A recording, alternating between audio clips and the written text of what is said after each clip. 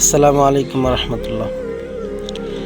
একটি দোয়া রয়েছে, যদি আপনি সেই দোয়াটা বারবার পড়তে থাকেন আর আপনি কোনো বিশাল বিপদের মধ্যে আছেন, দেখবেন আল্লাহ তাআলা আপনার সেই বিপদ থেকে খুব তাড়াতাড়ি হেফাজত করে নিয়েছেন, রক্ষা করেছেন। হজরতে ইউনুস আলাইহিস সালাম যখন মাছের পেটের মধ্যে আটকা পড়েছিলেন, তখন তিনি এই দোয়াটা বারবার বলেছিলেন। দোয়াটা হলো, লা ইলাহা ইল্লা আনতা সুবহানাকা ইন্নী কুনতু মিনাজ জালিমিন। এই দোয়াটির অর্থ হচ্ছে, আপনি ছাড়া কোনো ইলাহ নাই, মাবুদ নাই, আল্লাহ নাই, আপনি পবিত্র, আর নিশ্চয় আমি জালেমদের অন্তর্ভুক্ত ছিলাম।